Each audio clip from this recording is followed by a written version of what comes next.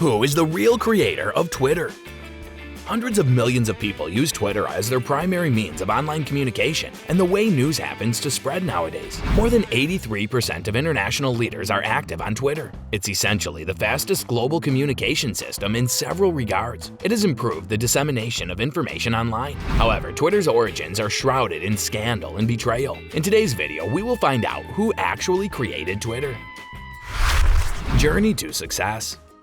At 330 million active users per month, Twitter turned a profit for the first time in its history in the fourth quarter of 2017. In early 2019, Twitter shifted its metrics from monthly users to monetizable daily active users, or the amount of users in a day who were served advertising. 217 million paying customers were using the service every day as of late 2021. Once again, stepping aside from his position as CEO, Dorsey handed the reins to Parag Agrawal, the company's CTO, in November of 2021. In 2022, Elon Musk, an American entrepreneur of South African descent, would purchase Twitter for around $44 billion.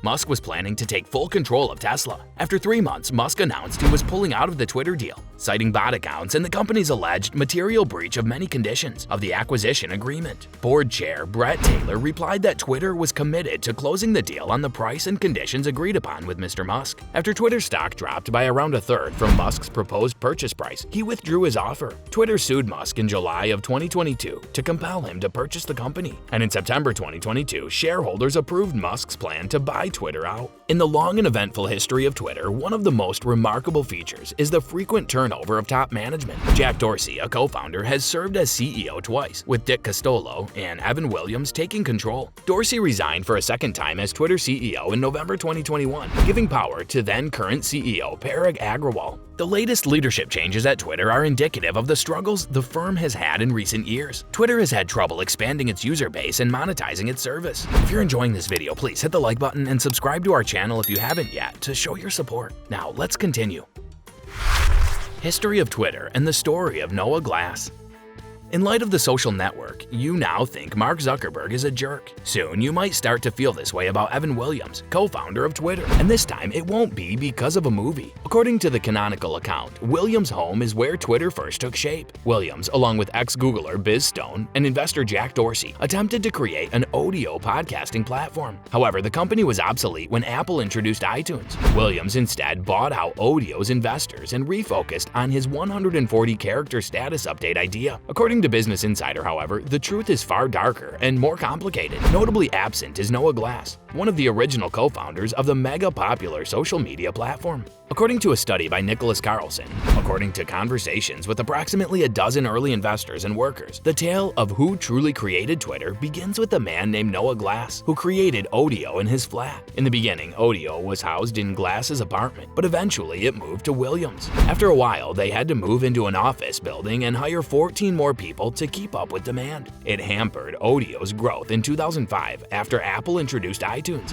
Williams, now CEO of Audio, sought out his staff to solicit input on how best to steer the company toward survival. That's when Jack Dorsey had the inspiration for his status-based social networking site. Noah Glass, along with Dorsey, pitched the idea to the business. A reporter for Business Insider says that after hearing about Twitter in February, Evan Williams was wary of its potential but ultimately put Twitter under Glass's direction. Biz Stone sometimes assisted Glass's Twitter crew. There were two guys who were extremely enthused about Twitter, Jack and Noah Glass. Noah's enthusiasm for Twitter bordered on obsessive. Fanatically, the likes of Evan and Biz weren't there. Almost a year after asking for suggestions from his staff, Williams revealed Audio's Twitter initiative to the company's investors. Williams, seeking to spare investors a loss, offered to buy back Audio's stock in the early days when no one could have predicted the company's eventual valuation of more than $5 billion. Audio's investors approved the transaction, but some think they were fooled into thinking Williams was more knowledgeable than he was about Twitter's potential. The first thing Williams did after becoming CEO was rebrand the company as Obvious Corp, and then he fired Noah Glass. The early employees of the organization generally agreed that Glass's outgoing attitude contrasted with Williams' reserved demeanor. Whatever the case, Williams continued to lead one of the most successful social media companies, while Glass's name faded into obscurity. While Glass's Twitter bio states, "I started this," he quickly points out that he had help. Dorsey and others, he says, were responsible for the site's inception, which occurred as a result of conversations. Despite this, the man who came up with the name for Twitter maintains that Evan Williams and Biz Stone's version of events fails to credit his role in the creation of the service properly.